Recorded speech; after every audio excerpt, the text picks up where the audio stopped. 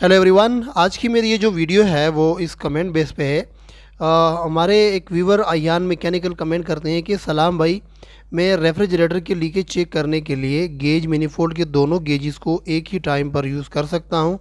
एक गेज से कंडेंसर को और दूसरे गेज से इवापोरेटर को प्रेशर के लिए प्लीज़ रहनुमाई फरमाइए।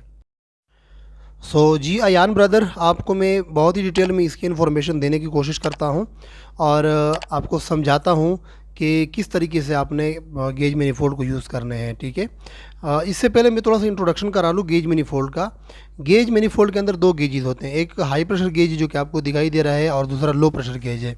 ठीक है, हाई प्रेशर गेज पर जो प्रेशर का रेंज होता है वो तकरीबन 0 से लेकर 500 psi तक होता है, जबकि लो प्रेशर गेज पर बाज़ गेजों पर 0 से लेकर 120 psi तक और बाज़ प्रेशर गेजेस पर 0 से लेकर 250 psi तक होते हैं। इस गेज मैनिफोल्ड में जो हाई प्रेशर गेज है, इसको अमूमन रेफ्रिजरेटरों और एयर कंडीशनरों में लीकेज टेस्ट करने के लिए नाइट्रोजन प्रेशर इसके ज़रिए से दिया जाता है। अब अगर किसी जगह पर नाइट्रोजन गैस अवेलेबल ना हो तो फिर वहाँ पर हमें मजबूरी से एयर को ही इस्तेमाल करना पड़ता है। अब जब हम एयर किसी सिस्टम के अंदर या किसी यूनिट के अंदर जब हम एयर प्रेशर देते हैं तो ज़ाहिरी बात है एयर के साथ मॉइस्चर भी उस यूनिट के अंदर जाता है और वही मॉइस्चर इस जो प्रेशर गेज है इसके बॉर्डन ट्यूब के अंदर चला जाता है। अब बॉर्डन ट्यूब क्या है? गेज के अंदर जो अहम और इम्पोर्टेंट पार्ट है उसको बॉर्डन ट्यूब कहते हैं। इसके बारे में थोड़ी सी बात करते हैं गेज इसको खोल के। ये मैंने दोनों गेजेस हाई प्रेशर गेज और लो प्रेशर गेज को खोल के रखे हुए हैं और अभी मैंने आपको दिखाना है लो प्रेशर गेज को पहले। तो लो प्रेशर गेज के अंदर का जो सबसे इम्पोर्टेंट पार्ट है वो है बॉर्डन ट्यूब। बॉर्डन ट्यूब आपको टेढ़ा हुआ ट्यूब एक जो है नज़र आ जाएगा, ये आपको दिखाई दे रहा है। ये बॉर्डन ट्यूब एक लिंक के ज़रिए से जो पॉइंटर होता है, पॉइंटर के किनारे के साथ लगा होता है। जब ये प्रेशर इस ट्यूब के अंदर आ जाता है, बॉर्डन ट्यूब के अंदर, तो प्रेशर की वजह से इसकी जो टेंडेंसी होती है उसमें इजाफा हो जाता है, यानी इसमें अकड़पन आ जाता है, जिसकी वजह से ये लिंक को आहिस्ता से पुश करके पॉइंटर को घुमा देता है और पॉइंटर फिर हमें एक फ़िक्स वैल्यू बताती है। अब लो प्रेशर गेज के साथ अगर हम हाई प्रेशर गेज का मुवाजना करेंगे तो आप देख सकेंगे कि इन दोनों में जो बेसिक डिफरेंस है वो बॉर्डन ट्यूब का होता है। जो हाई प्रेशर गेज का बॉर्डन ट्यूब है वो थोड़ा सा मोटा होता है और मज़बूत होता है। दोनों प्रेशर गेजेस का मुवाजना आप कर सकते हैं, ये आप देख लें। ये मेरे पास दोनों एक लो प्रेशर गेज है, लेफ़्ट साइड पर राइट साइड पर हाई प्रेशर गेज है। तो लो प्रेशर गेज में अगर आप देखेंगे तो जो ये बॉर्डन ट्यूब है इसका वॉल्यूम कम है अंदर और जो हाई प्रेशर गेज है इसका वॉल्यूम जो है वो ज़्यादा है।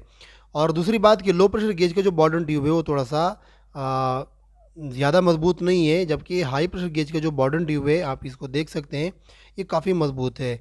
इसको दबाने के लिए आपको काफ़ी फ़ोर्स लगाना पड़ता है। ठीक है, अब यहाँ पर सबसे इम्पोर्टेंट चीज़ कि क्या हम लो प्रेशर गेज को लीक टेस्ट के लिए इस्तेमाल कर सकते हैं या नहीं कर सकते हैं। देखिए इसका जवाब है अगर तो आपने नाइट्रोजन गैस को यूज़ करना है प्रेशर लीक टेस्ट करने के लिए, तो चूंकि नाइट्रोजन गैस मॉइस्चर फ्री होता है और इसके साथ कोई भी नमी यूनिट के अंदर नहीं जाती, तो फिर तो आप चाहे लो प्रेशर गेज इस्तेमाल करें या हाई प्रेशर गेज इस्तेमाल करें, कोई मसला नहीं है।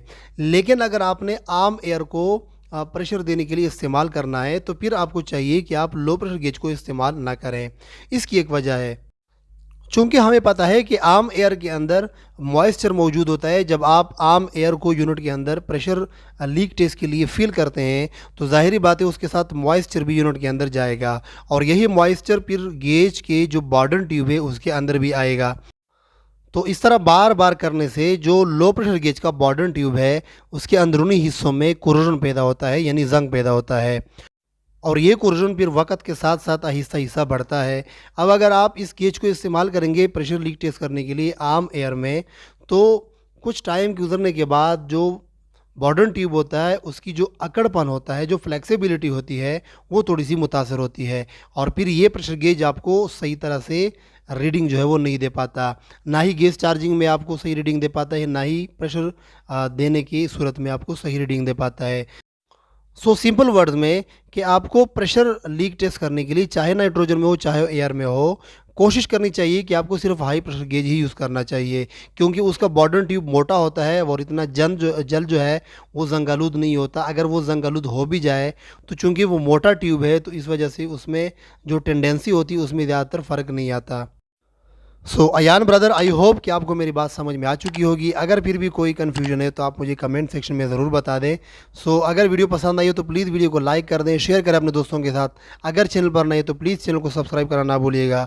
अनटिल टू नेक्स्ट वीडियो, मुझे दीजिएगा इजाज़त। अल्लाह हाफ़िज़।